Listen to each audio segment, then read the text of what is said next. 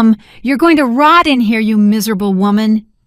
Those were the last words my daughter Christina said to me before abandoning me in a nursing home on my 67th birthday. Hello, my name is Elizabeth, and if you want to hear more stories like this, subscribe to the Elderly Stories channel and take a moment to tell me where you're listening from. It was a sunny Tuesday in March of 2024, and I had woken up with my heart full of anticipation. After all, it's not every day that a person turns 67, right? I had baked a simple lemon pound cake, my favorite, and set the dining room table with the embroidered tablecloth my mother left me. I placed the flowers I cut from the garden in an antique vase and waited. I waited for my only daughter Christina to arrive so we could celebrate together. What I didn't imagine was that she would indeed come, but not to wish me well. When the doorbell rang at 2 in the afternoon, I ran to the door with a smile on my face. I opened it expecting a hug, maybe some flowers, or even a simple "Happy birthday, Mom." But what I found was Christina accompanied by her husband Jason, both with serious expressions and a black folder under his arm. My daughter was different cold, with a look I had never seen before in all those 42 years since I brought her into the world. "Mom, we need to talk," Christina said without even coming inside. "You're not going to live in this house anymore." The words came out of her mouth like knives. There was no hello, there was no happy birthday, nothing. Just that cold, calculated statement. Jason stayed behind her, looking at the floor, unable to meet my gaze. I felt the world stop. "What did you say, dear?" I managed to articulate, though my voice came out trembling. "What are you talking about?" Christina entered the house, pushing me gently to the side, as if I were an obstacle in her path. She opened the black folder on the dining room table exactly where I had placed my mother's embroidered tablecloth and the garden flowers. "We've made a decision," she continued in a mechanical voice. "You're getting old, forgetful. The other day you left the oven on last week. You fell in the bathroom. You can't keep living alone." My mind was racing, trying to remember those incidents she mentioned. The oven being left on never happened. The fall in the bathroom never happened. They were lies. Elaborate lies to justify something I still didn't fully understand, but which was beginning to take shape in my mind. "Christina, I didn't leave any oven on, and I didn't fall in any bathroom. What is really going on here?" I asked, feeling the anguish rising in my throat. "Mom, don't argue," she interrupted with an impatient gesture. "It's already decided. We're putting you in the St. Joseph's residence. It's a nice clean place with nurses 24 hours a day. You'll be better cared for there." I looked at the papers she had spread on my table. Admission forms, medical authorizations, legal documents. Everything was already prepared. Everything was already decided without anyone consulting me. It was my birthday, and my own daughter had come to rip me from my home. "But honey, this is my house," I protested, feeling tears welling up in my eyes. "I lived here with your father. We raised you here. All my memories are here. You can't just take me out like this." Christina sighed as if she were dealing with a capricious child. "Mom, this house is too big for you alone. The garden needs maintenance. The stairs are dangerous. The expenses are high. The best thing is for us to sell it, and with that money, we can pay for the nursing home and other things." There it was, the truth finally coming to light. It wasn't about my well-being or my safety. It was about my house. This property downtown, worth about $480,000 in the current market. This house that my late husband Anthony and I bought 40 years ago when it was worth almost nothing. But over the years and with the neighborhood's development, it had become a small fortune. Christina wasn't worried about me. She was worried about getting her hands on my assets. "I'm not selling my house, Christina," I said, with what little firmness I could gather. "And I'm not going to any nursing home. This is my house, and I have every right to live here." My daughter's expression changed instantly. The mask of motherly concern disappeared, and in its place, something dark appeared, something that scared me deeply. "You're not in a position to decide, Mom," she said in a chilling voice. "The van will be here in an hour to take you. It's all arranged." 1 hour. They were giving me 1 hour to say goodbye to my life, my home, everything I knew. I looked around my living room, the photographs on the walls documenting a lifetime, the furniture Anthony and I had chosen together, the sofa where I had breastfed Christina as a baby. All of it was about to be snatched away from me. "You can't do this," I whispered. But even as I said it, I knew it was useless. Christina had already made her decision. During that following hour, I tried to reason with her, to make her see sense, to remind her of all the years I had worked to give her a good life. I reminded her how I stayed up late into the night sewing dresses for the neighbors after Anthony died 20 years ago, how I saved every dollar so she could go to college, how I sold my own jewelry when she needed money for her wedding to Jason. But none of that mattered now. Her eyes only saw the house and the money it represented. When the white van arrived with the St. Joseph's Residence logo on the side, I knew I had no more options. I didn't have the strength to fight physically, and the tears no longer even allowed me to speak correctly. I packed a small suitcase with the essentials, some clothes photographs, some personal documents. My hands trembled as I folded each garment, as I packed each memory into that limited space, a whole life reduced to one suitcase. At the door just before they put me in the van, Christina leaned in and whispered those words in my ear. I will never forget. "Mom, you're going to rot in here, you miserable woman." She said it so softly that Jason and the driver couldn't hear. But I did. Every syllable was engraved on my soul like a branding iron. My own daughter, the child I had carried in my womb for 9 months, whom I had fed from my breast, whom I had comforted during countless nights, was wishing me dead in the cruelest way possible. But in that moment, instead of completely collapsing, something strange happened. I felt a smile forming on my lips, a small but real smile. Because I knew something that Christina didn't know, something that would change the entire game board in exactly 3 days. My younger sister, my dear Dorothy, had passed away last month in Chicago after a long illness. Dorothy never married, never had children, but she did have an extraordinary life as a successful businesswoman in real estate. 3 weeks ago, I had received a call from Michael, the lawyer who handled Dorothy's affairs. "Mrs. Elizabeth," he had said in a solemn voice, "your sister named you as the sole heir to her entire estate. We need to meet to formalize the documents." At first, I didn't understand the magnitude of what that meant. Dorothy had always lived simply in a modest apartment driving an old car. She never bragged about money or material possessions. But when Michael showed me the documents, I almost fainted in his office. My sister had accumulated an impressive fortune. $16 million between commercial properties, stock market investments, savings accounts, and government bonds. $16 million, an amount I couldn't even fully comprehend. Dorothy had invested wisely for 40 years, buying properties at opportune times and selling them when the market was high. She had been a brilliant businesswoman who kept a low profile all her life. "The final documents will be ready for signing in a week," Michael had explained. "Once you sign, the money will be transferred to your accounts in approximately 3 business days." I did some quick math in my head. The meeting with Michael was scheduled for the following Thursday, 3 days after my birthday. That meant that exactly 3 days after Christina abandoned me in the nursing home, I would become a woman with $16 million. I decided not to tell anyone about the inheritance, not Christina, nor my 2 grandchildren, Luke and Chloe. I wanted to see how my family would behave without the influence of money. I wanted to know if Christina loved me for who I was, or just saw me as a source of resources. And now, sitting in that van on the way to the nursing home while my daughter and her husband stayed in my house, probably already planning how to empty it and sell it, I had my answer. A painful but clear answer. The journey to the St. Joseph's Residence took about 30 minutes.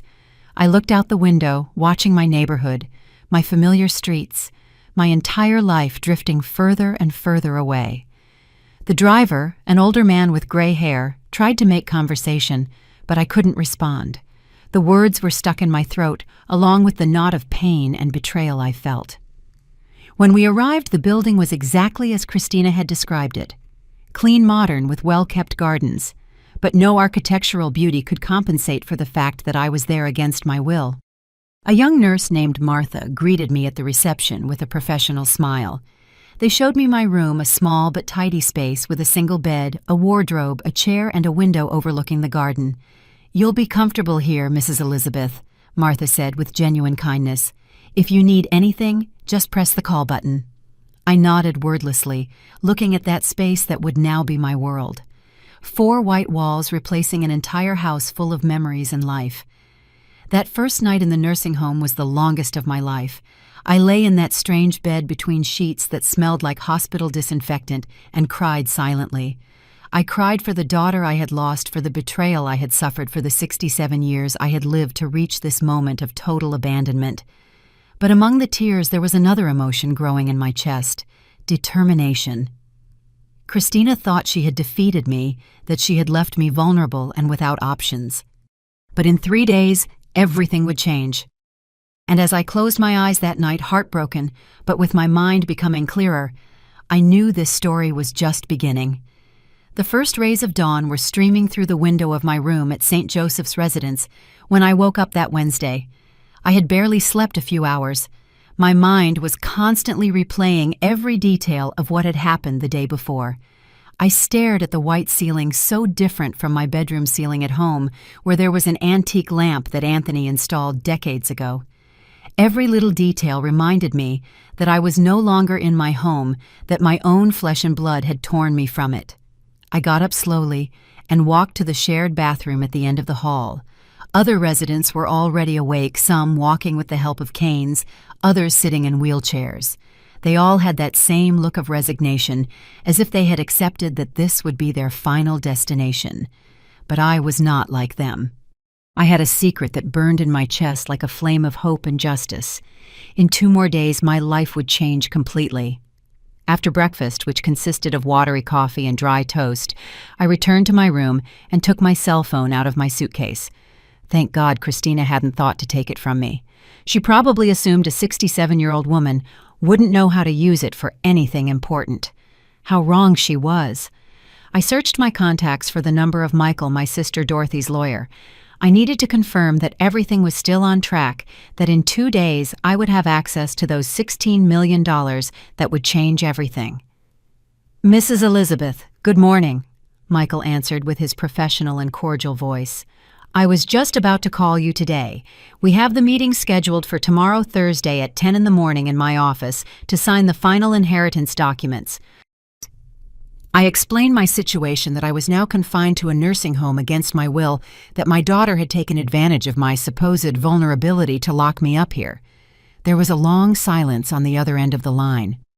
"Mrs. Elizabeth, this is very serious," Michael said finally. "But legally you are not incapacitated. You can leave that place whenever you wish. Tomorrow I will send a car to pick you up for the meeting, and after signing the documents we will have to take legal measures to protect your interests." I asked him to maintain absolute discretion about the inheritance. I didn't want Christina to find out yet. I wanted to see how far she was capable of going. I wanted to document every step of her betrayal before revealing my new financial reality. After hanging up with Michael, I sat on the bed thinking about all the years I had dedicated to raising Christina. I remembered when she was a little girl with blonde curls and bright eyes, when she would hug me and tell me I was the best mom in the world.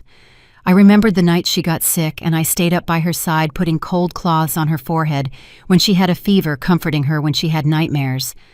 I remembered her college graduation, how I cried with pride watching her receive her diploma. But I also remembered other things that I ignored or justified at the time. I remembered how at 16 she screamed at me that she hated our modest house, that all her friends lived in better places. I remembered how at 20 she demanded that I buy her a new car, threatening not to visit me again if I didn't. I remembered how at her wedding to Jason 15 years ago, she barely thanked me for paying for half of the celebration, for which I had to sell the last of my mother's jewelry. The signs were always there, I just didn't want to see them. Or maybe I did see them, but I excused them, thinking it was my fault that I hadn't given her enough, that as a mother I had to sacrifice more.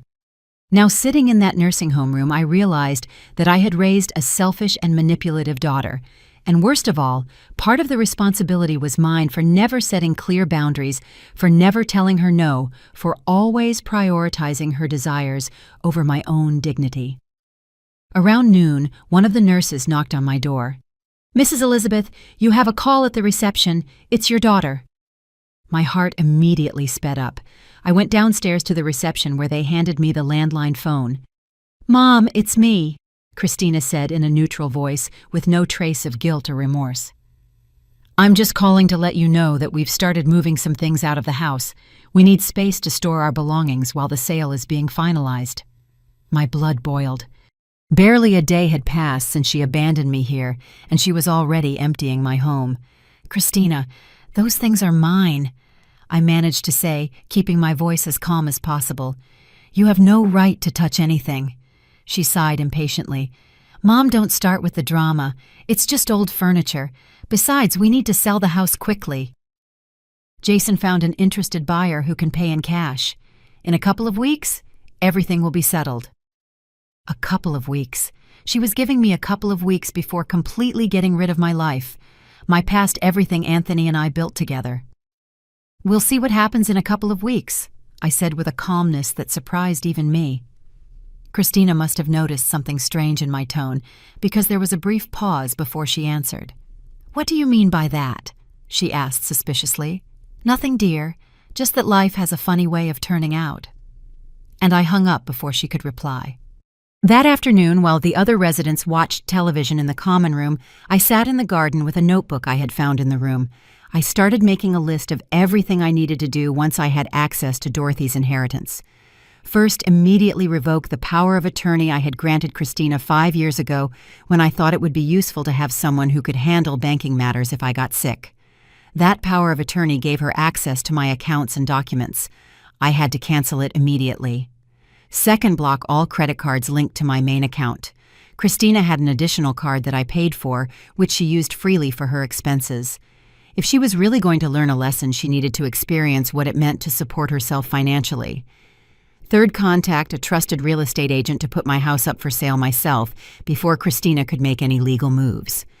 Although the property was in my name, I didn't underestimate her ability to create problems. Fourth, and most importantly, I needed to draft a new will. The current one, made 10 years ago, left everything to Christina as my sole heir. But after what she had done, after abandoning me on my own birthday with those cruel words, she no longer deserved a single dollar of my estate. I would decide calmly who to leave those $16 million plus the value of my house to. Maybe to charities that truly helped elderly people in vulnerable situations. Maybe create a foundation in Dorothy's name. As I wrote in that notebook, I felt something I hadn't felt in a long time. Power. For decades, I had felt small, dependent, always trying to please Christina to keep her affection. But now, with this unexpected inheritance, the tables had turned completely. I was in control. I had the resources, I had the ability to decide my own future without depending on anyone. It was an intoxicating and terrifying feeling at the same time. That evening, while I was having dinner in the nursing home dining room with other residents, I observed their tired faces and slow movements. Many of them had probably also been abandoned by their families, left here for others to take care of, while their sons and daughters lived their lives without the burden of elderly parents. I wondered how many of them had daughters like Christina, how many were betrayed by the same blood they once cared for and protected with absolute devotion.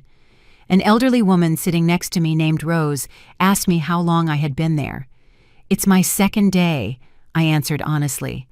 She nodded with understanding. "The first few days are the hardest, but you get used to it. I've been here for 3 years." 3 years. I couldn't imagine being locked in this place for 3 years. Rose must have read my expression because she added, "My son comes to visit me every month. He's a good boy, he just lives far away and has a lot of work." But I had heard that story before. The children who live far away, who have a lot of work, who promise to visit soon but never do. The excuses that mothers and fathers accept because it's easier to believe a white lie than to face the painful truth of abandonment. I didn't judge Rose for clinging to that narrative. It was probably the only thing keeping her sane in this place. But I wasn't going to be like her. I wasn't going to stay here accepting crumbs of affection from a daughter who had discarded me. Later, back in my room, I received a text message from my grandson Luke. Grandma Mom told me you're in a nursing home because you fell and need care. Are you okay? My heart clenched. Christina had lied to her own children about what she had done. Luke was 15, old enough to understand the truth, but his sister Chloe was only 12. I didn't want to involve the children in this yet. I simply replied, "I'm fine, sweetie. Don't worry about Grandma." The truth was, I missed my grandchildren terribly. Luke with his passion for football and his endless questions about what life was like when I was young. Chloe with her love for reading and her spontaneous hugs. They were innocent in all of this. They were not to blame for having a manipulative mother. I promised myself that when this was all over, when I had resolved the situation with Christina, I would find a way to maintain a relationship with Luke and Chloe. They deserved to have their grandmother in their lives. That night before sleeping, I took an old photograph from my suitcase that I always carried with me.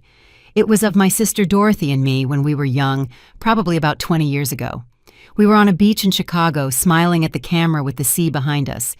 Dorothy had that spark in her eyes that always characterized her, that spark of intelligence and determination. "Thank you, little sister," I whispered, looking at the photo. "Thank you for giving me this chance to get my dignity back." Dorothy was always the stronger of the two.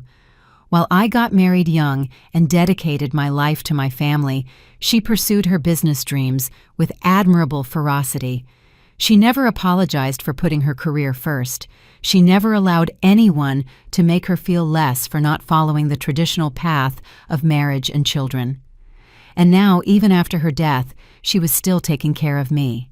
She was still giving me the tools to fight for myself. It was her last gift, and I would not waste it. Thursday dawned with a gray sky and the threat of rain. I dressed carefully, putting on the best dress I had packed in my suitcase and the pearl necklace Anthony gave me on our 20th anniversary. If I was going to sign documents that would make me a multimillionaire, at least I would do it with dignity. At 9:30 in this morning, just as he had promised, a black car sent by Michael arrived at the entrance of the St. Joseph's residence. The driver, a young and polite man, opened the back door for me. "Good morning, Mrs. Elizabeth. Mr. Michael sent me to pick you up." I got into the vehicle feeling strangely important. During the 40-minute drive to the downtown area, where the lawyer's office was, I looked out the window at the city that had been my home for decades. Soon, I would have the financial power to do whatever I wanted, go wherever I wanted. Freedom was just a signature away. Michael's office occupied the third floor of an elegant building right downtown. His secretary greeted me kindly and offered me coffee while I waited. A few minutes later, Michael came out of his office with a professional smile and invited me in. For the next 2 hours, we reviewed every document related to Dorothy's inheritance: commercial properties in Chicago, my city, and New York, bank accounts in 3 different banks, stock market investments, and government bonds. Everything totaling $16,300,000 exactly. "Once you sign these documents, Mrs. Elizabeth, the transfer process will begin immediately," Michael explained. "In approximately 3 business days, everything will be in your name and available." 3 business days. That meant that by the following Monday, I would officially be a rich woman. I signed each document with a trembling hand, aware that each signature irrevocably changed my future. When we finished, Michael took another folder from his desk. "Now let's talk about the legal measures we need to take to protect you." I explained the situation in detail. The power of attorney given to Christina, the additional credit cards, the threat of selling my house. Michael took meticulous notes, his expression growing more and more serious. "The first thing we'll do today is revoke that power of attorney," he said firmly.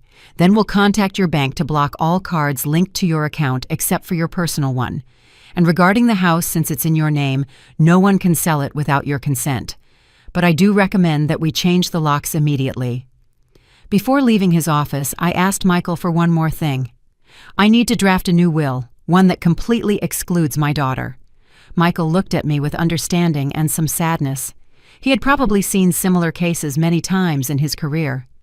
"Of course, Mrs. Elizabeth. I will prepare a draft for your review. Do you have in mind who you wish to leave your assets to?" I thought for a moment. I want to create a foundation to help elderly people abandoned by their families. The rest can go to local charities. When I returned to the St. Joseph's residence that afternoon, I felt like a completely different person from the one who had left that morning. I had a clear plan, infinite resources to execute it, and most importantly, I had regained my power to decide. I was no longer the helpless victim Christina imagined rotting in a nursing home.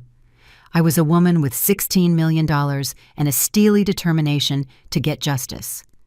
That night, while the other residents slept, I stayed awake watching the moon through my window. In 2 more days, when all the money was in my accounts, the next phase of my plan would begin, and Christina would discover that underestimating her mother had been the most costly mistake of her life. Friday dawned with a bright sun that contrasted with the storm I was about to unleash on Christina's life. I woke up early, more rested than I had been in days.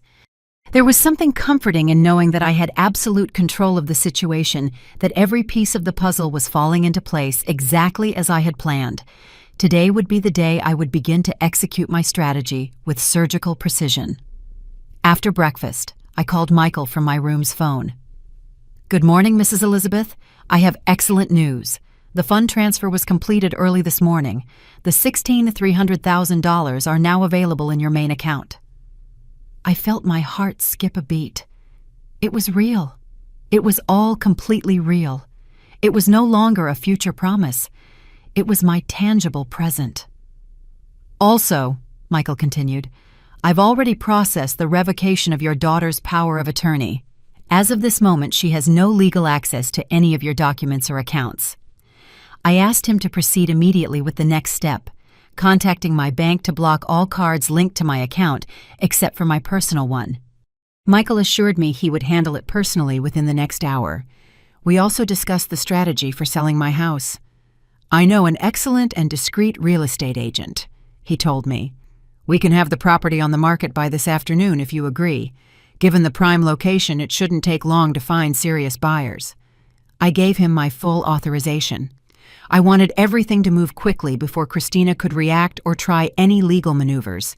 Michael explained that he would need to send a locksmith to change all the locks on the house that morning to prevent my daughter from continuing to enter freely and take my belongings.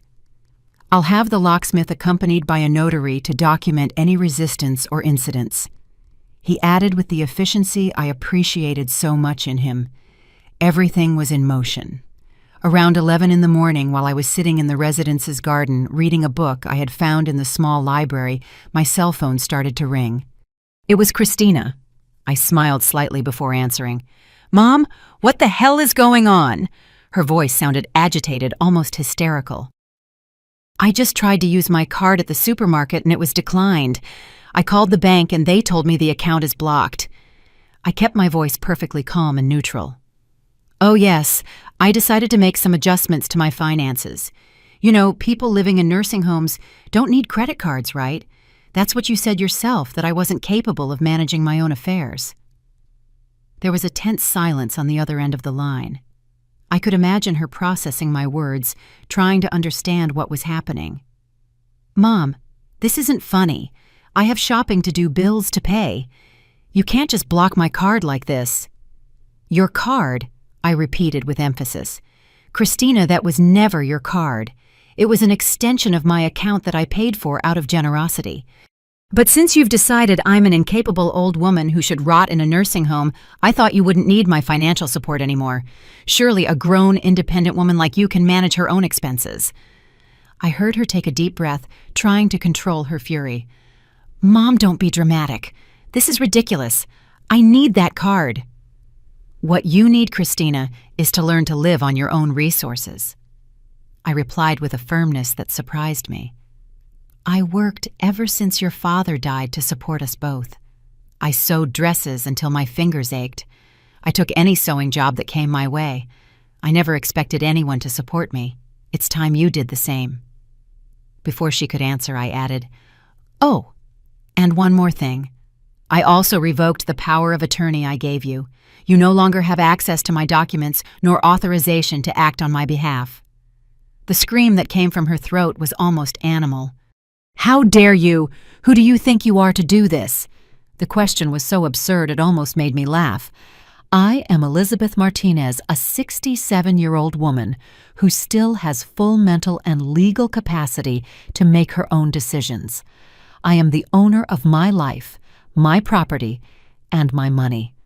And I will no longer allow anyone, not even my own daughter, to treat me like a disposable burden. And I hung up before she could continue screaming. My hands were shaking slightly, not from fear but from pure adrenaline. I had spent decades avoiding confrontations with Christina, always giving in, always trying to keep the peace. But something had changed inside me. Maybe it was the cruel abandonment on my birthday.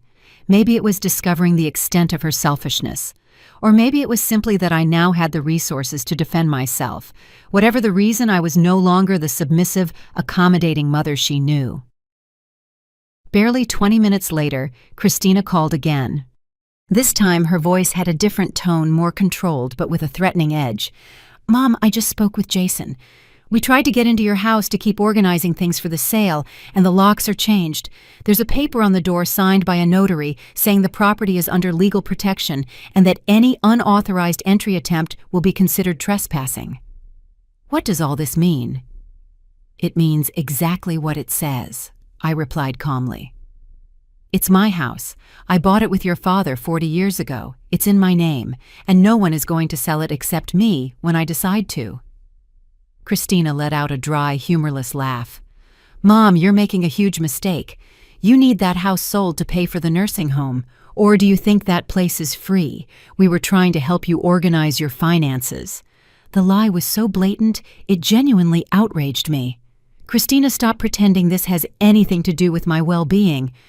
I know perfectly well that you and Jason plan to keep the money from the sale. I know you racked up debts counting on that inheritance, but I have news for you. That inheritance is never going to come." There was a long silence. "What do you mean?" she finally asked in a tense voice. "I mean, my plans have changed. You'll see." And I hung up again. That afternoon, Michael called me with updates. The real estate agent had already visited my house and taken professional photographs. The property would be listed on the market by Monday morning. "Given the value and location, I expect serious offers in less than a week," he explained. He also informed me that he had begun drafting my new will according to my instructions. "I'm including the creation of the Dorothy Foundation to help elderly people in situations of family abandonment. Are you sure you want to allocate 50% of your estate to this?" "Completely sure," I replied without wavering. My sister dedicated her life to building that fortune by working smart. I want her legacy to be helping people who are going through what I am, so that no one else has to feel abandoned and discarded by their own family. Michael was silent for a moment. "That's a very noble gesture, Mrs. Elizabeth. Your sister would be proud." His words moved me deeply. Dorothy really would be proud to see her money used for something so meaningful. Saturday passed with relative calm. Christina tried to call me 3 more times, but I ignored all her calls. There was nothing left to discuss with her. The decisions were made, and the legal mechanisms were in motion. Instead, I received a text message from my grandson Luke asking if he could visit me on Sunday with Chloe. My heart filled with warmth. The children were not to blame for any of this. I replied that of course I would love to see them.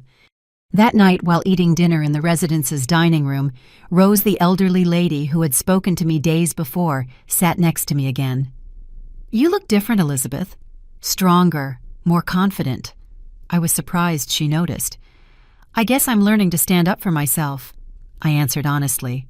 She nodded wisely. "That's good. Too many of us spend our lives pleasing others and forgetting about ourselves. I did it for 50 years of marriage. When my husband died, I realized I didn't even know who I was without him." Her words resonated deeply with me.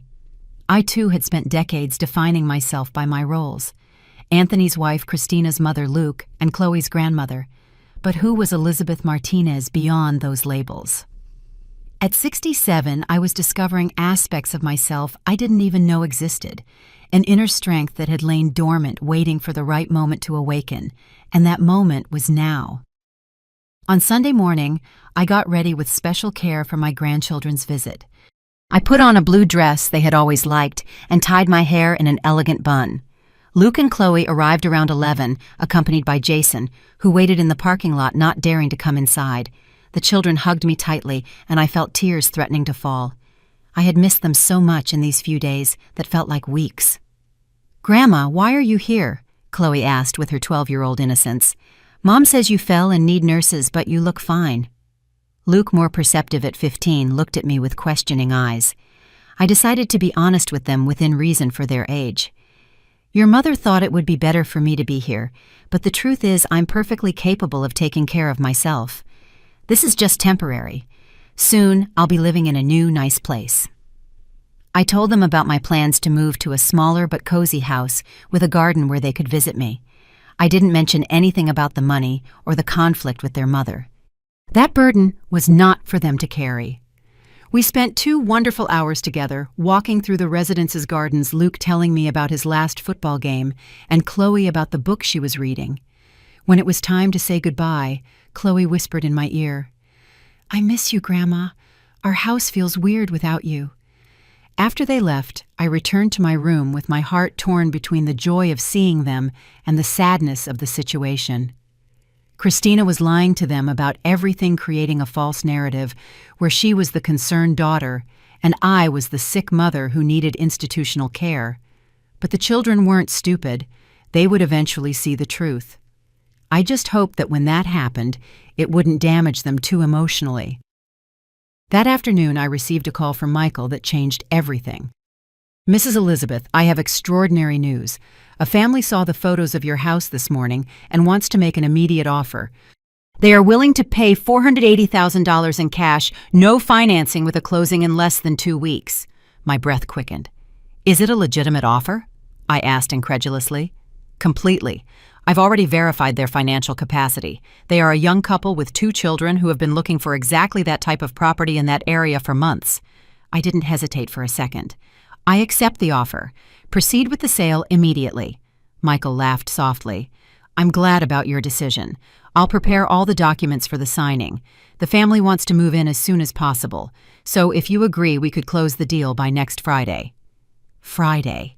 In less than a week, my house would be sold, the money in my account, and Christina would definitively lose what she considered her guaranteed inheritance.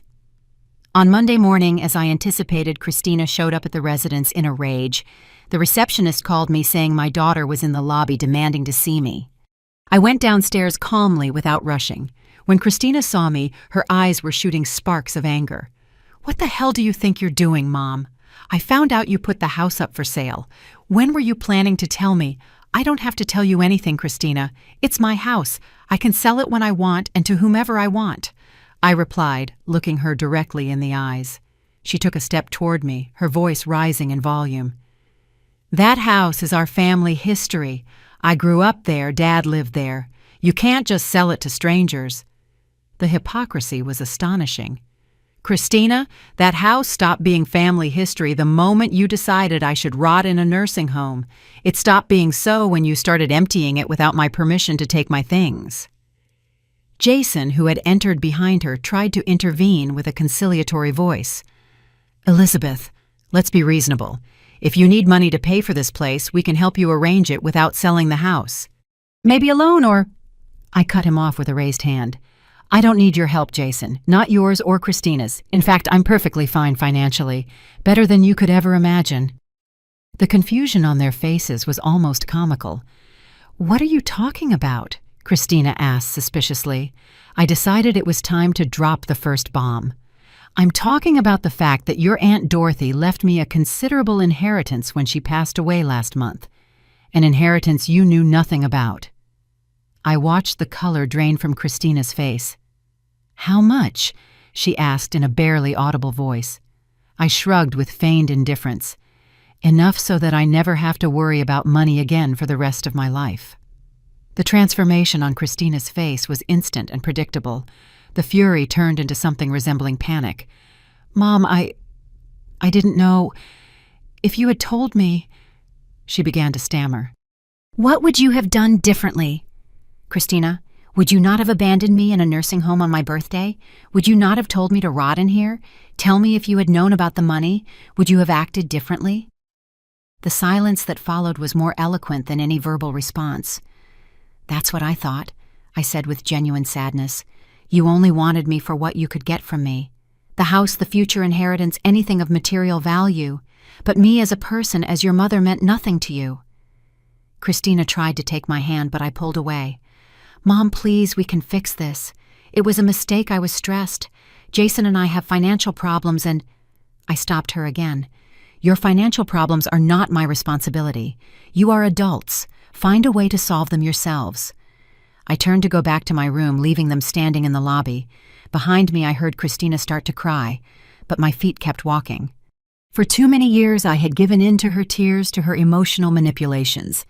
No more. This time, Elizabeth Martinez was going to defend her dignity, no matter the cost. The days following my confrontation with Christina were a strange mix of inner peace and frantic activity. While she tried to process the revelation of my unexpected inheritance, I worked methodically with Michael to finalize all the legal details that would ensure my complete independence. On Tuesday morning, I signed the sale documents for my house before a notary. The buying family, Mr. and Mrs. Andrew and Patricia Morgan, with their 2 young children, seemed genuinely excited to acquire the property. Patricia, a young woman in her mid-30s with bright eyes, thanked me effusively. "Mrs. Elizabeth, this house is exactly what we've been looking for. We will raise our children here with lots of love." Her words comforted me in an unexpected way. At least my home would go to people who would value it, who would create new happy memories within those walls that had seen so many important moments of my life. I sincerely wished them all the happiness in the world. The $480,000 were transferred to my account that same day, added to the $16,300 from Dorothy's inheritance. I now possessed a total of $16,780,000, a figure so astronomical that I still had trouble fully comprehending it. But it wasn't the money itself that gave me satisfaction, but the freedom it represented, the ability to make decisions without depending on anyone, to live with dignity on my own terms. Christina, of course, did not stay idle after learning about my financial situation. The phone calls became incessant. She left 17 messages on my voicemail over the next 3 days. At first, they were angry messages accusing me of being selfish and vengeful. Then they changed to desperate pleas explaining that she and Jason owed $200,000 to various creditors. Finally, they transformed into attempts at emotional manipulation, reminding me that I was her only daughter, that the grandchildren needed me. But what really confirmed that I had made the right decisions was a message I received on Wednesday from an unknown number. It was from a private investigator hired by Christina to find out the exact magnitude of my inheritance. The investigator surprisingly contacted me directly to inform me what my daughter had asked him to investigate. "Mrs. Martinez, I thought you should know that your daughter hired me to investigate your bank movements. Out of professional ethics, I want you to be aware of this." I thanked him for his honesty and hung up, feeling a mixture of sadness and confirmation. Christina had reached the point of hiring investigators to spy on me to quantify exactly how much money I had and thus calculate how much she could get from me. It was the definitive proof that her intentions had never been genuine. She didn't care about my well-being or our relationship. She only cared about the money. That night, as I watched the moon from the window of my room at the residence, I made a final decision. There would be no turning back. On Thursday afternoon, Christina appeared at the St. Joseph's residence again, but this time with a completely different strategy. She arrived with a bouquet of expensive roses and a box of imported Swiss chocolates. Her face showed a studied expression of regret too perfect to be genuine. She found me in the garden reading under the shade of a tree. "Mom, can we talk?" she asked in a soft, almost childlike voice. I pointed to the bench next to me without saying anything. Christina sat down, leaving the gifts between us like peace offerings. "Mom, I've reflected a lot these past few days. You're right about everything. I behaved horribly towards you. I was selfish, cruel, and ungrateful. I don't deserve your forgiveness, but I'm asking for it anyway." The words sounded nice, well-rehearsed, but her eyes betrayed her. They were still calculating, measuring, looking for the right angle to manipulate me. "Christina, would you be here if I were really a poor old woman with no house and no money?" I asked directly, my voice calm but firm. She blinked, taken aback by the direct question. "Of course I would. You're my mother," she began, but I raised a hand, stopping her. "Don't lie to me anymore. Don't lie to yourself. We both know the answer. If I didn't have a single dollar, I would still be rotting in this nursing home without you caring in the slightest." I watched as her mask began to crack. Frustration was starting to seep through the facade of repentance. "Mom, Jason and I are in serious trouble. We owe $200,000. The banks are threatening to call in our debts. We lost your house, the cards are blocked. We have no way to get money. We just need a temporary loan. We'll pay you back everything." There it was, the real reason for her visit. She wasn't here to ask for forgiveness. She was here to ask for money. "How did you accumulate $200,000 in debt?" I asked, genuinely curious. Christina looked down, ashamed. "Personal loans, credit cards. A home equity loan we took out using your house as collateral 2 years ago when you gave me the power of attorney." My blood ran cold. "You used my house as collateral without consulting me." She nodded slightly. "We thought we would eventually inherit it anyway, so it didn't matter." The logic was so twisted, it left me speechless for a moment. They had mortgaged my assets, my home, counting on me to die soon, so they could inherit it and pay off their debts. They had planned my life and my death as if they were pieces on their personal financial game board. "Christina, listened to me very carefully," I said with an icy calm. "I am not going to give you a single dollar, not now, not ever. You and Jason are responsible adults. If you accumulated irresponsible debts, you will have to find a way to pay them yourselves." Her face transformed instantly. The fake regret disappeared, replaced by pure rage. "You have $16 million, and you're not going to help your own daughter. What kind of mother are you?" she shouted, forgetting we were in a public garden where other residents were walking. "I'm the kind of mother who worked until her hands ached to give you an education and opportunities. I'm the kind of mother who sacrificed everything for you for 42 years. And I'm the kind of mother who is no longer going to let you manipulate and use her." Christina stood up abruptly, the roses falling to the ground. "This isn't going to end here. I have lawyers. I'm going to fight for what's mine. I'm your only heir." I looked at her from my seat, feeling strangely calm in the face of her threat. "You were my only heir. Past tense. Last week I signed a new will. 50% of my estate will go to the Dorothy Foundation, which I created to help elderly people abandoned by their families. The rest will be divided among charities. For you, there will only be a letter explaining why I made these decisions." The color drained from her face. "You can't do this to me." Her voice was barely a choked whisper. "I can, and I did. Michael, my lawyer, made sure everything is perfectly legal and irrevocable. Even if you try to fight it in court, which is your right, it will take you years, and you'll spend more on lawyers than you could possibly win. Well-drafted wills are very difficult to contest." I stood up too, looking her directly in the eyes. 42 years, Christina. For 42 years, I tolerated your selfishness, your demands, your lack of consideration, always justifying you, always forgiving you. But there are limits." Christina began to cry, real tears this time, mixed with genuine desperation. "Mom, please. They're going to foreclose on everything. Jason lost his job 6 months ago. We're living on savings that have already run out. We don't know what to do." For a moment, just a fleeting moment, I felt my resolve waver. She was my daughter after all. I had carried her. I had watched her take her first steps.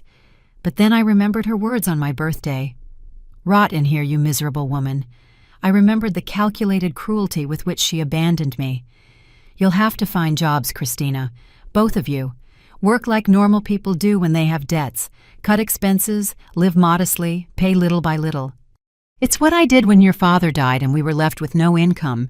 It's what millions of people do every day. It's not the end of the world.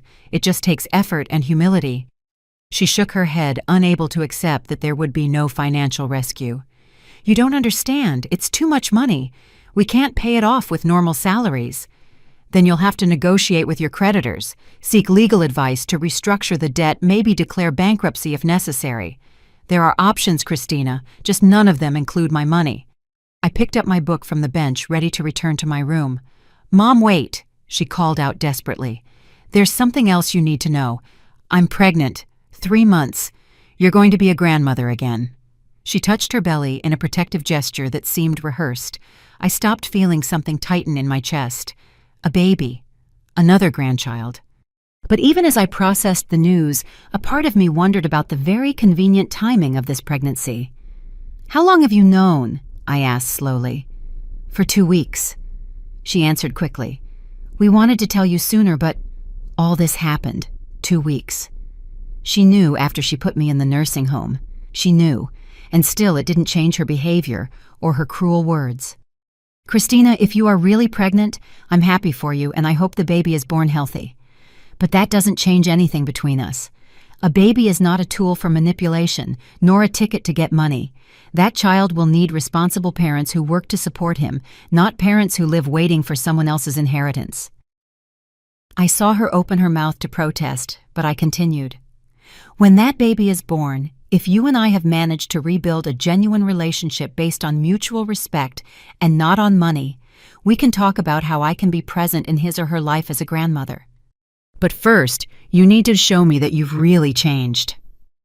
I walked away, leaving her standing in the garden among the fallen roses and her tears. Every step felt heavy, but I knew that giving in now would invalidate everything I had built these last few days. It would be returning to the same destructive pattern where Christina did whatever she wanted and I just accepted and forgave without consequences. Not anymore. This time, there were clear lines that would not be crossed. That night, as I packed my suitcase to finally leave the St. Joseph's residence the next day, I reflected on everything that had happened. In just 10 days, my life had taken a 180-degree turn. I had gone from being an abandoned woman in a nursing home to becoming the mistress of my destiny with unlimited resources. I had gone from victim to the architect of my own justice. And most importantly, I had regained something I thought was lost forever: my dignity. Michael had found a perfect house for me in a gated community with 24-hour security. 3 spacious bedrooms, a bright living room, a modern kitchen, and a small but charming garden full of flowers.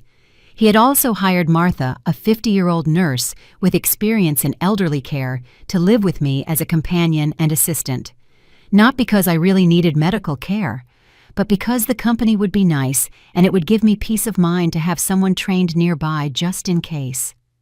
On Friday morning, as the car Michael had sent waited for me at the residence entrance, I said goodbye to Rose and some other residents with whom I had shared these strange days. "Take care, Elizabeth," Rose said, hugging me tightly. "You are a brave woman. You inspired me to talk to my son about some things we needed to clear up." Her words filled me with warmth.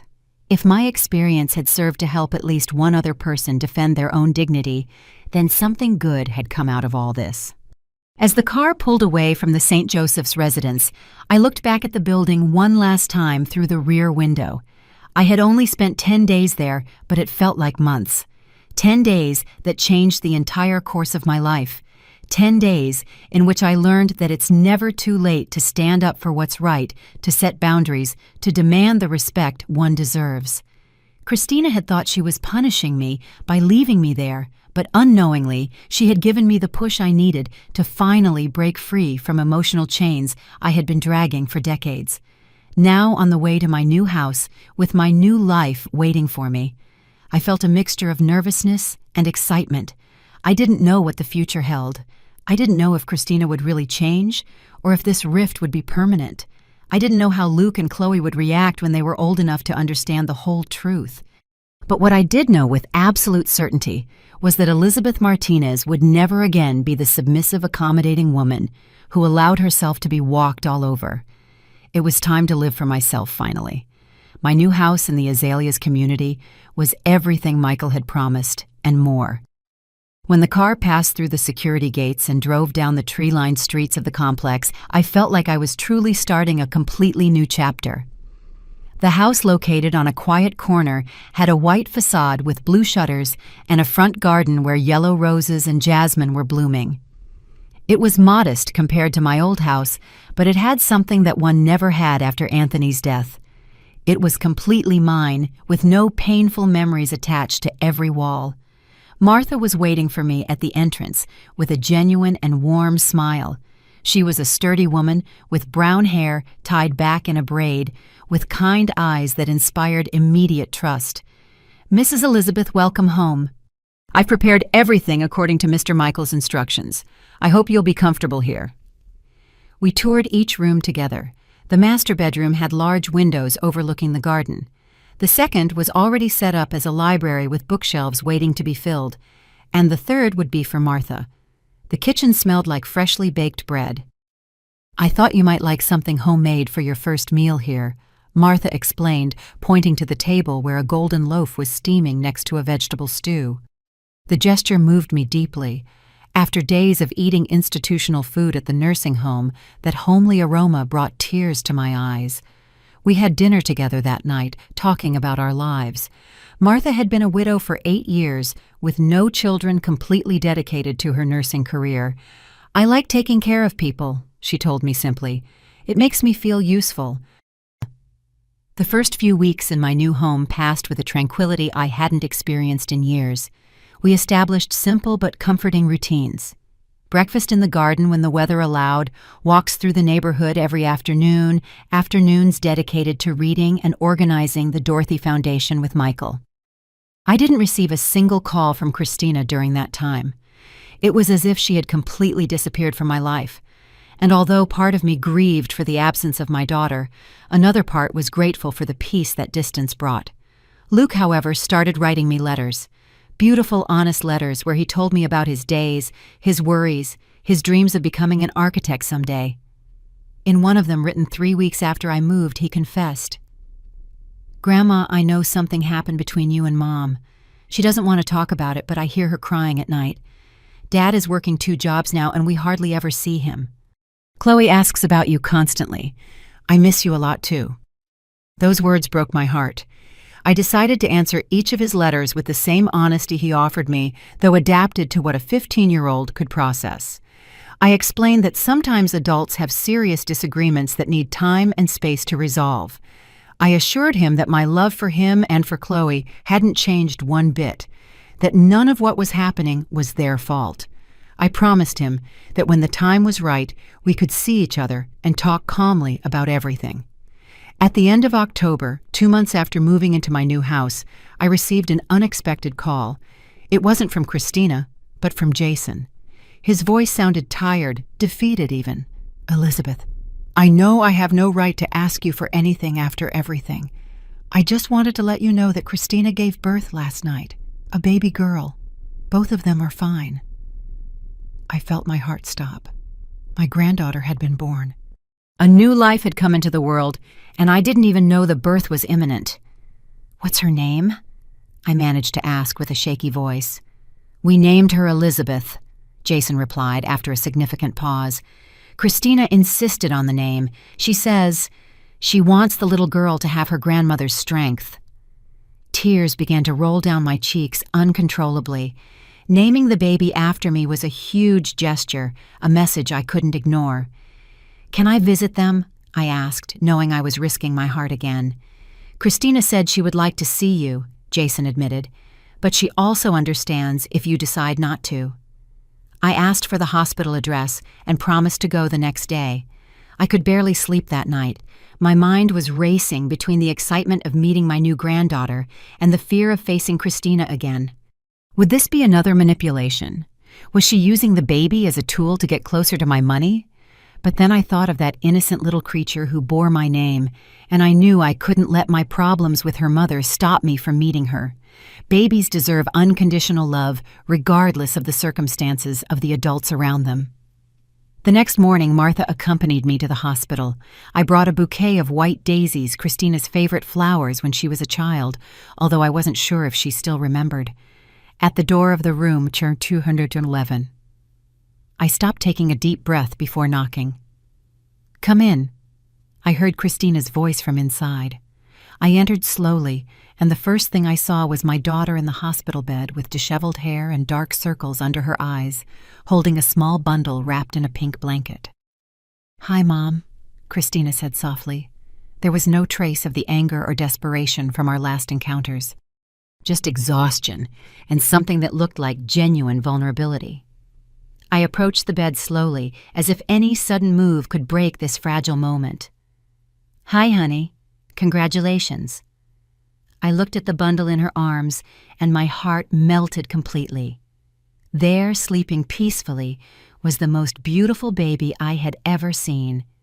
She had wisps of dark hair and rosy cheeks. "Do you want to hold her?" Christina offered. I nodded wordlessly, and with infinite care I took little Elizabeth in my arms. She was so light, so perfect, so completely helpless. I looked at her sleeping face and felt something move inside me, that inexplicable connection that only a grandmother can understand. "She's precious," I whispered, unable to look away from her. "She looks just like you when you were born. The same lips, the same little nose." We were silent for several minutes. Only the soft sound of the baby's breathing filled the room. Finally, Christina spoke, her voice hoarse with unshed tears. "Mom, these last 2 months have been the hardest of my life. Jason works 14 hours a day at 2 different jobs. I got a job as a receptionist at a dental clinic. I worked until the day before I gave birth. We sold the car.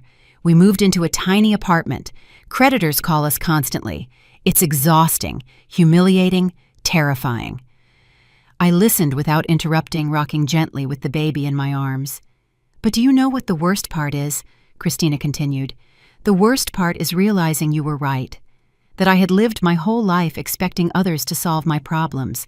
First you and Dad, then just you after he died. I never really grew up because there was always a safety net. I always knew that if I failed, Mom would be there to fix things." Tears were streaming freely down her face now. "When I put you in that nursing home, when I said those horrible words, I did it because in my head I had already reduced you to an obstacle between me and what I thought I deserved. I didn't see you as a person, as my mother who sacrificed everything for me. I saw you as a financial asset that I could liquidate. And that," her voice broke, "that is unforgivable. I know. I don't expect you to forgive me. I just wanted you to know that I finally understand." I looked at my daughter. I really looked at her, perhaps for the first time in months. She had lost weight. She had new wrinkles around her eyes. Her hands showed signs of manual labor. This was no longer the spoiled, demanding Christina who had abandoned me on my birthday. Genuine suffering, forced responsibility, and motherhood had begun to transform her into someone different. But it was still too soon to know if that change would be permanent or just temporary while the hardships lasted. "Christina, I appreciate your words," I said, finally gently handing the baby back to her. "And I believe these months of difficulty have taught you valuable lessons. But forgiveness isn't something that's given overnight. Broken trust needs time to rebuild, if it can be rebuilt at all." She nodded, accepting my words without protest. "I know. I didn't come to ask you for money or help Mom. I just wanted you to meet your granddaughter. I wanted you to know she has your name because I want her to grow up being strong like you." I asked about their plans for managing the debts. Christina explained that they had negotiated a 5-year payment plan with the creditors. It would be difficult but possible if they both kept their jobs and lived with extreme frugality. Jason had found a job as a manager at a warehouse, and she would return to the dental clinic after 6 weeks of maternity leave. "My mother-in-law will watch the baby while we work," she added. "We can't afford daycare yet." Before I left, I took an envelope from my purse that I had prepared that morning. "This is for little Elizabeth," I said, placing it on the table beside the bed. "Don't open it until I'm gone." Christina looked at me with questioning eyes but nodded. I said goodbye by kissing my granddaughter's soft forehead, and surprisingly, I also kissed Christina's forehead. "Take good care of yourselves. And Christina, I'm glad you're finally learning what it means to be responsible. Keep it up." In the car on the way back, Martha noticed my thoughtful expression. "How are you feeling, Mrs. Elizabeth?" she asked gently. "Confused," I admitted honestly. "I want to believe she's changed, but I'm afraid of falling back into the same patterns of being the mother who forgives everything without consequences." Martha nodded understandably. "Real change takes time. Months, even years. But it's also true that motherhood can transform people in unexpected ways. That baby might be exactly what your daughter needed to finally grow up. The envelope I left contained $10,000 and a note. The note said, "For little Elizabeth from her grandmother. This money is for the baby's medical emergencies only, not for paying debts or adult expenses. If I find out it was used for anything else, it will be the last help you ever receive from me. If you use it correctly, it will prove that you have really changed. The decision is yours." It was a test I knew, but I needed to see if Christina would respect the clear boundaries or try to manipulate them again. During the following weeks, I didn't receive any calls from Christina asking for more money or thanking me for the envelope. The silence was deafening, but also revealing. Either they were respecting my boundaries, or they were too proud to contact me. Either option was better than the desperate, manipulative pleas from before. Meanwhile, I continued to focus on the Dorothy Foundation. Michael and I had worked tirelessly to establish the foundation's statutes and goals. It would offer free legal advice to elderly people whose families tried to take advantage of them, provide financial support for verified cases of abandonment, and create educational programs on the rights of the elderly. The official launch was scheduled for December, 2 months earlier than originally planned, because the demand for cases was overwhelming.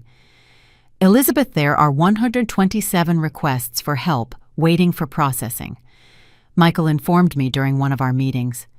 Cases of children who stole their parents' pensions families, who abandoned elders in nursing homes without ever visiting situations of financial and emotional abuse. It's heartbreaking. Each case reminded me that my experience was not unique. Thousands of elderly people were facing similar or worse situations. The foundation could truly make a difference. One afternoon in November, I was in the garden pruning the roses when I heard the doorbell. Martha opened the door and moments later appeared with a surprised expression.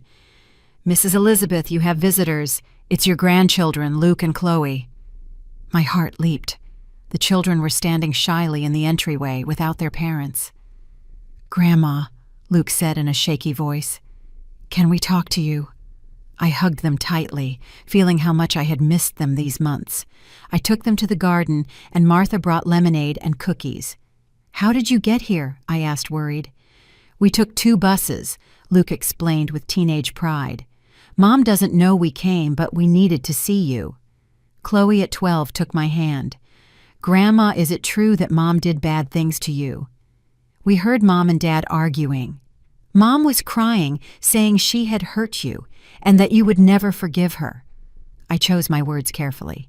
"Your mother and I had serious disagreements. She made mistakes that hurt me very much, but she is also working hard to change and be better." Family relationships are complicated, kids. They're not always black and white.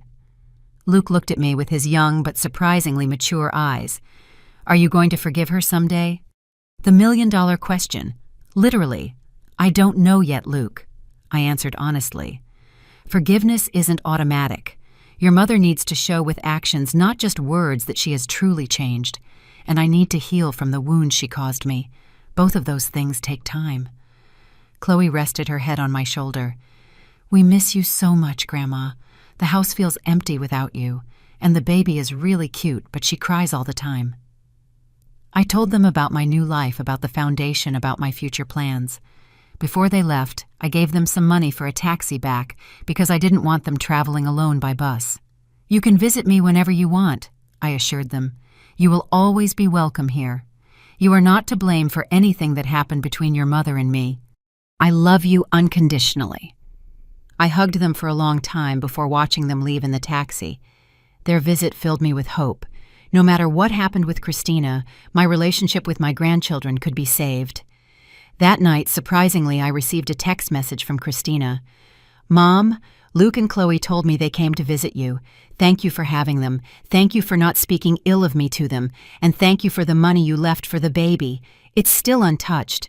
We will only use it if she needs it medically, just as you asked." It was a simple but significant message. It showed that at least in this regard, she was respecting the boundaries I had set. It was a small step, but a step nonetheless. December arrived, bringing with it an unusual cold, and also the official launch of the Dorothy Foundation. The event was held in an elegant hall downtown with local authorities, representatives from charities, and the media present. I was nervous.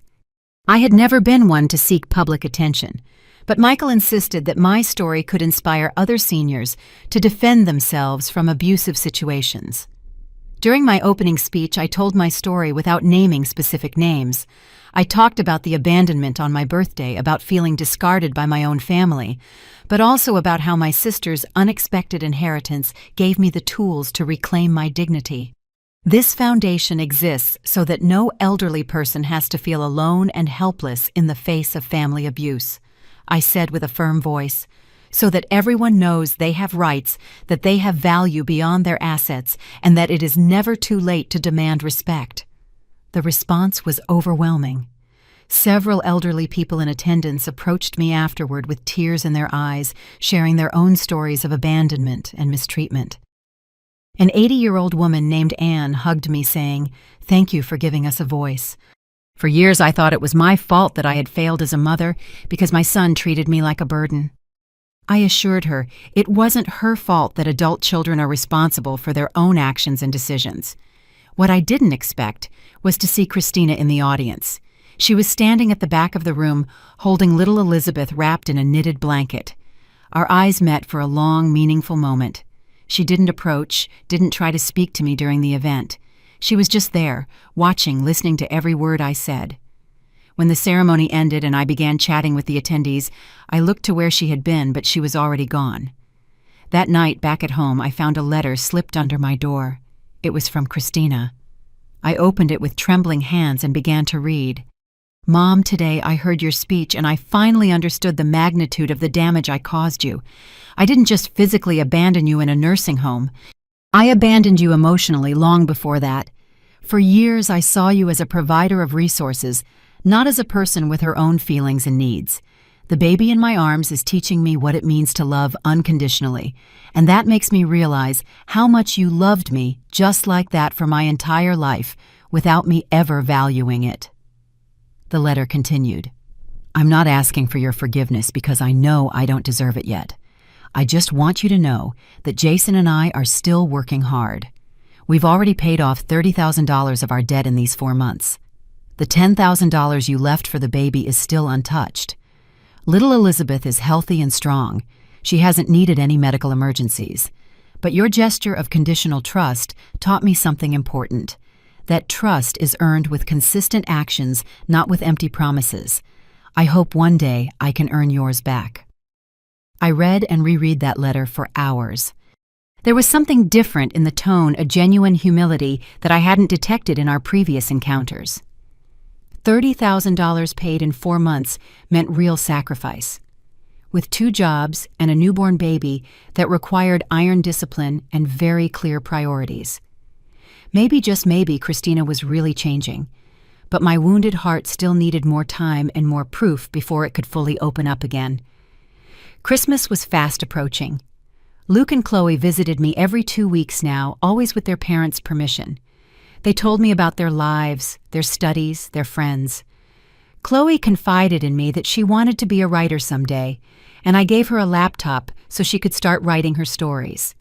Luke showed me his architectural drawings, impressive sketches of imaginary buildings, and I promised him that when it was time for college, the Dorothy Foundation would offer scholarships for talented young people. A week before Christmas, Christina called for the first time in months.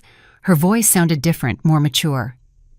"Mom, I know you probably have plans for Christmas Eve, but I wanted to invite you to have dinner with us. It will be simple, just pasta and salad, because we can't afford more, but we would love to have you. The kids ask about you constantly, and little Elizabeth is smiling now.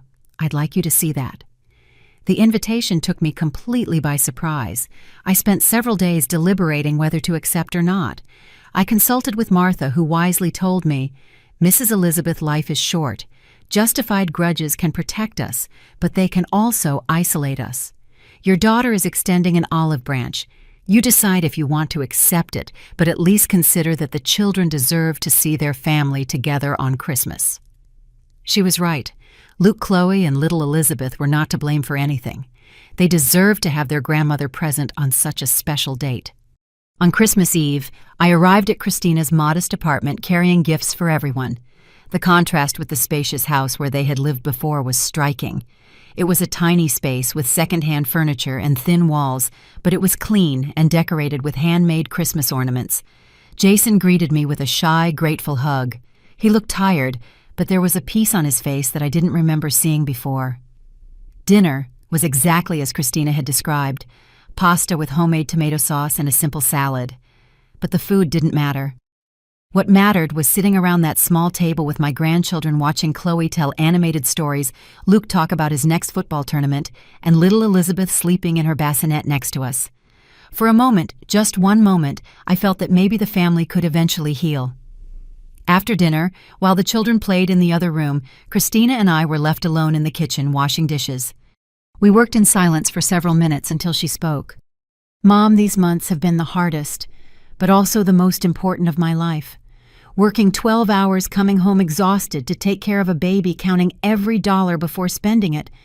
It finally made me understand what you went through for years after Dad died, and I'm deeply ashamed for not having valued it before."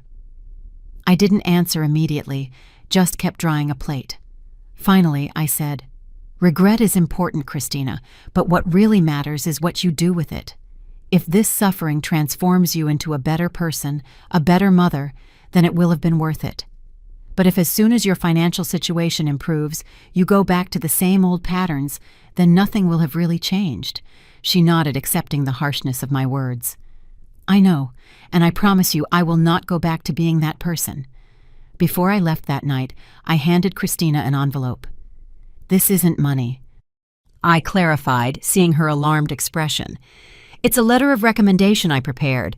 One of the companies associated with the Dorothy Foundation is looking for an administrator. The salary is better than what you're earning now at the clinic. If you're interested, apply with this letter. But understand, this is not a favor. You will have to prove your competence just like any other candidate." Her eyes filled with tears as she took the envelope.